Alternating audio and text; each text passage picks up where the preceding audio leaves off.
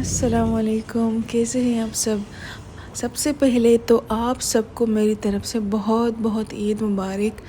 और हमारी तो यहाँ पे ईद पाकिस्तान से एक दिन पहले हुई थी, क्योंकि यहाँ पे हमने 29 रोज़े रखे हुए थे। और यहाँ पे तो पहले कंफर्म ही नहीं हो पा रहा था कि कब है ईद, कब है। बहुत से लोग ये समझ रहे थे कि ईद हफ्ते के दिन होगा। हम खुद भी यही समझ रहे थे कि ही ईद फ्राइडे को नहीं होगा, दूसरे दिन होगा। तो बस अचानक ही अनाउंस हो गई और ईद आ गई हफ्ते के दिन। तो कोई काम भी नहीं हुआ था, क्योंकि हमने सारे काम हफ्ते के दिन के लिए रखे थे।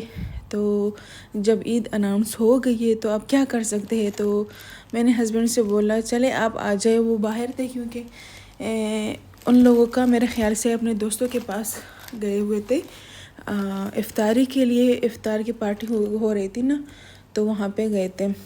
तो मैंने कहा आप जल्दी से आ जाए, क्योंकि ईद की शॉपिंग भी नहीं की थी, घर की ग्रोसरी वग़ैरह। तो हम चले गए घर की ग्रोसरी वग़ैरह करने के लिए। पता नहीं मेरी ज़बान क्यों आज फिसल रही है, बहुत दिनों बाद व्लॉग शूट कर रही हूँ ना, तो इस वजह से शायद मेरे ख़्याल से। तो हम ग्रोसरी वग़ैरह करके घर चले आ गए। बहुत लेट हो गया था और इतने काम बाकी थे, इतने ज़्यादा कि क्या ही बताए। अच्छा, तो यहाँ पे हम सारा शॉपिंग वग़ैरह करके घर आ गए थे और बहुत लेट हो गया था। तो हस्बैंड ने कुछ नूडल्स वग़ैरह भी लिए थे। वो बोल रहे थे उनको नूडल्स की क्रेविंग हो रही थी, तो उन्होंने बोला कि चले कुछ नूडल्स वग़ैरह बना लें। तो मैंने कहा मैं अपने लिए ये वाला बना लेती हूँ। उससे पहले मैंने कुछ वेजिटेबल्स को पहले से ही बॉईल किया था, क्योंकि उनको बहुत अच्छा लगता है। तो कुछ मैंने ही अपने वाले में डाल दिया, मगर मुझे इतना ज़्यादा अच्छा नहीं लगता, क्योंकि रात का टाइम भी था और भारी भी हो जाता। तो फिर इंसान के हाज़मे में बहुत मसले हो जाते हैं, फिर रहा ही नहीं जाता। तो यहाँ पे मैंने तैयार किया है अपने लिए भी कुछ नूडल्स और उनके लिए भी। तो अभी मेहंदी का भी टाइम हो रहा था, क्योंकि मुझे एक दोस्त ने बताया था कि यहाँ पे एक लड़की मेहंदी लगाती है, तो उसने मुझे उनका नंबर दे दिया।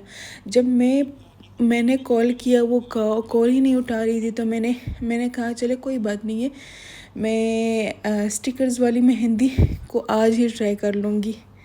तो यहाँ पे मैं अपने लिए स्टिकर्स वाली मेहंदी लगा रही थी, क्योंकि ये मेरा सीधा वाला हाथ था, तो मैं सही तरह से नहीं लगा पा रही थी। तो मैंने हस्बैंड से कहा चले आप ही लगा दे। एक हाथ पे मैंने ये स्टिकर्स वाली मेहंदी लगाई, जो कि सीधा हाथ था, और दूसरे हाथ पे तो बंदा खुद ही कुछ ना कुछ कर लेता है। तो ये जी हो गए हमारी ईद की सुबह। और हस्बैंड और देवर लोग वो गए थे ईद की नमाज़ अदा करने के लिए। तो मैंने कहा कि चले जब तक वो लोग आते हैं मैं तब तक नाश्ता वग़ैरह तैयार कर लेती हूँ। तो उस टाइम मैंने आटा भी गूँधा, क्योंकि मैदे वाला आटा था। तो उस टाइम ही जब गूँधे तो उससे पराठे अच्छे ही बनते हैं। तो जब तक वो लोग आ जाते हैं मैंने सब कुछ तैयार कर लिया। इसके साथ मैंने एक चिकन को पहले से ही रात को मैरिनेट कर दिया था और इसको उसके साथ ही रोस्ट कर दिया। तो बहुत ही मज़े का लग रहा था, बहुत ही अच्छा टेस्ट बना हुआ था इसका। और कुछ पराठे ही बने, क्योंकि आपकी जो रूटीन होती है ना, रमज़ान के बाद सारा ही इधर उधर हो जाता है ना, तो किसी का भी दिल नहीं करता। मगर फिर भी नाश्ता, ईद का नाश्ता करने में बहुत मज़ा आता है। जब साथ में सब बैठ जाते हैं और नाश्ता करते हैं ना, तो बहुत मज़ा आता है। उसके बाद ये लोग सब नाश्ता करके सो गए और मुझे नींद ही नहीं आ रही थी, क्योंकि मुझे बहुत सारे काम करने थे, घर की सफाई वग़ैरह। तो वो तो हमने कर लिए। उसके बाद मैंने कहा चले दूसरे हाथ पे भी मेहंदी लगा लेती हूँ। ये आपको पता है मैंने इतना बड़ा डिज़ाइन चूज़ किया हुआ था कि लग ही नहीं रहता। बहुत टाइम में ये लगा हुआ था, ये वाला डिज़ाइन। आप सोचते होंगे कि ये बहुत जल्दी लग गया होगा, मगर ऐसा नहीं है। 2-2.5 घंटे इसमें लग गए थे। तो आज ये मैंने मेहंदी भी लगाई और उसके बाद हमारा प्लान था हम कहीं बाहर चलने का, क्योंकि मेरे देवर दोनों भी बाहर गए थे अपने दोस्तों के साथ और हमें भी किसी ने दावत दी थी, तो हम चले वहाँ पे दावत के लिए। और ये था हमारा आज का जो ईद का छोटा सा व्लॉग।